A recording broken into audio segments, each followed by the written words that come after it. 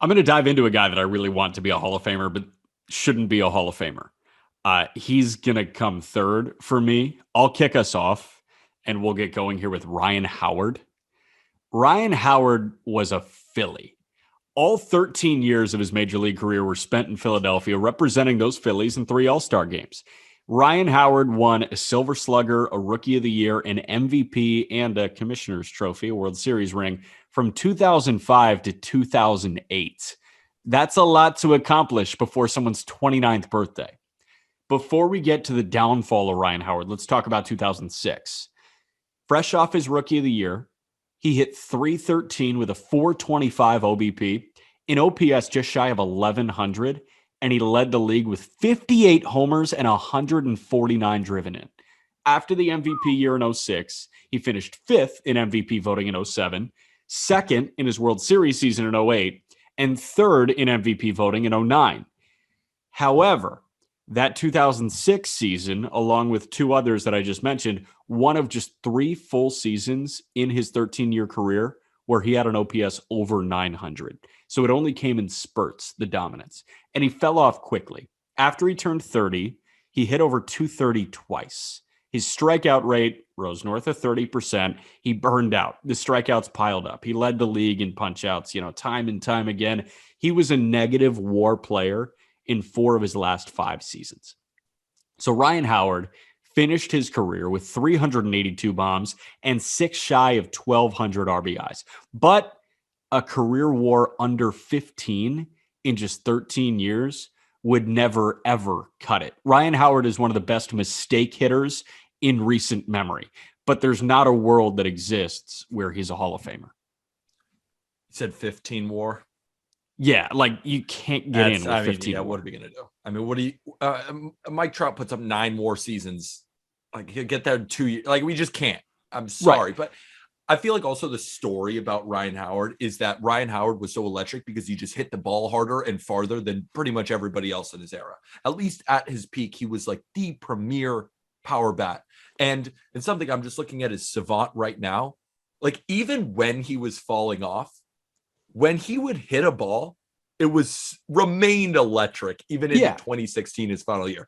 He finished in the 95th percentile of hard hit rate and 94th percentile of average exit velocity and 93rd percentile in expected slugging in his last year where he hit 196 and a 710 OPS. So he'd hit the ball hard.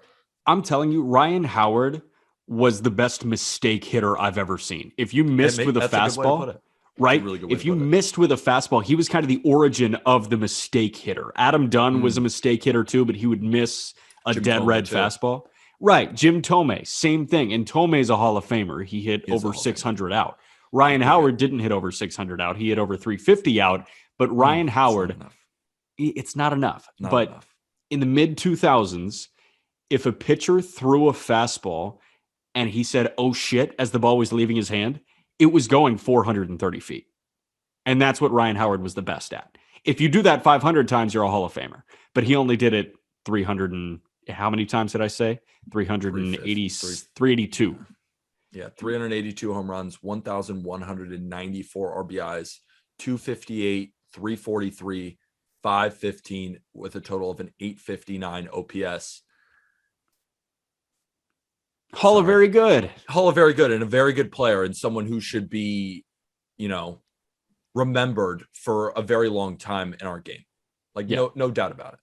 100%. So I'll break into another Phillies legend, Jimmy Rollins.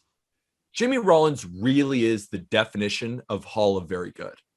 This is a guy who at his peak in 2007, he hit 30 home runs, stole 41 bags, hit 38 doubles, hit 20 triples, and hit almost 300 while playing well above average defense at the most premium position.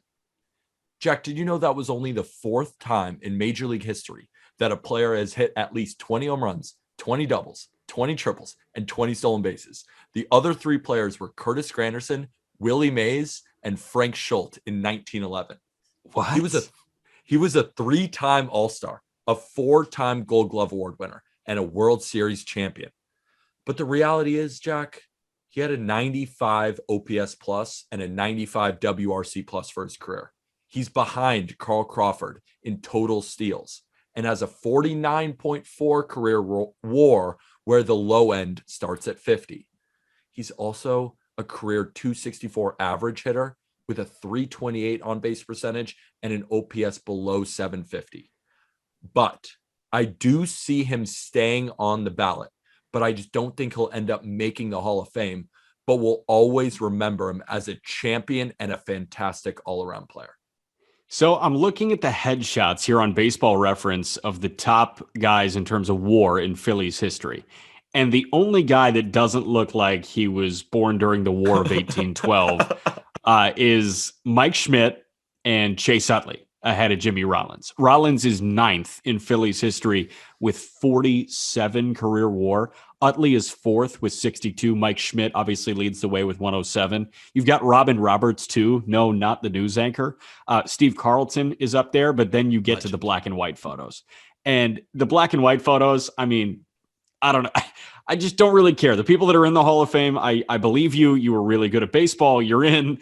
But what about old Hoss Radbourn? Old Hoss, yeah, old exactly. Hoss. You know what? His 800 innings that he threw in a 2-month span, good for old Hoss.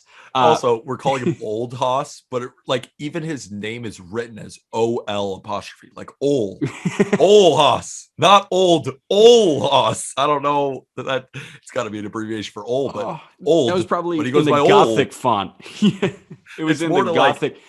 It's more to evoke emotion in your old Hoss Radbourn. Amen.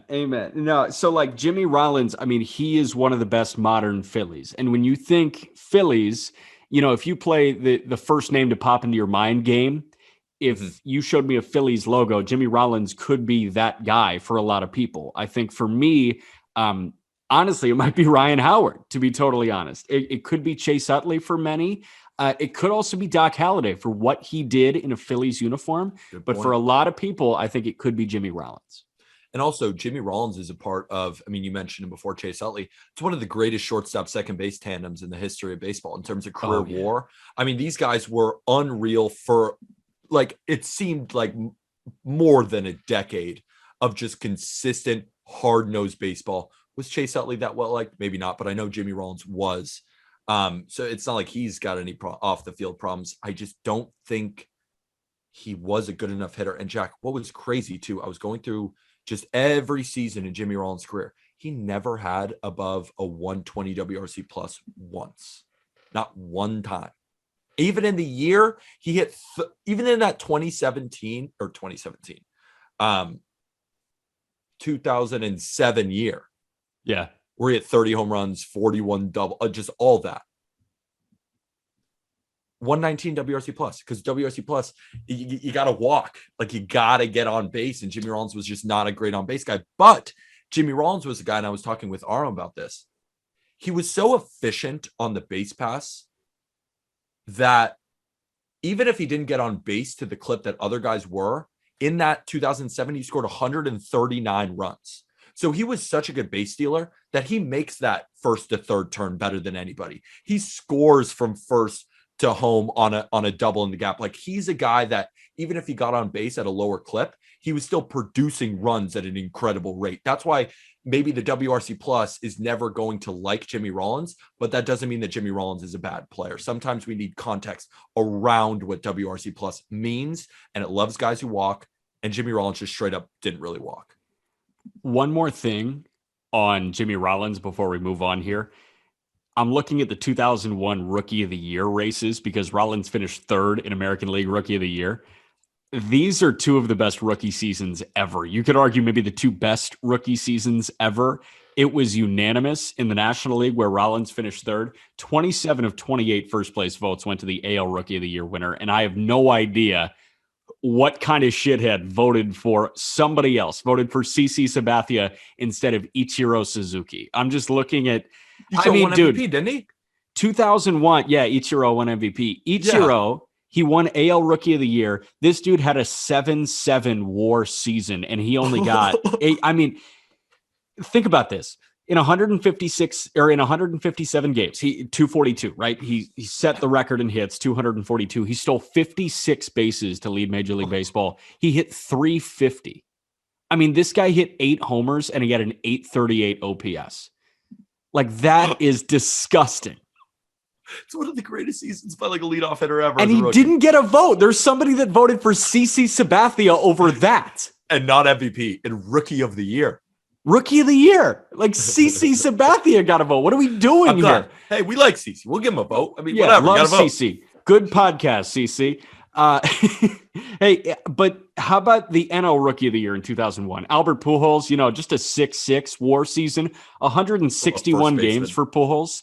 He hit 329 with 37 bombs and 130 RBIs and OPS over 1,000 as a rookie. I mean, Ichiro and Pujols in 2001, it's really fun to go down that rabbit hole. God.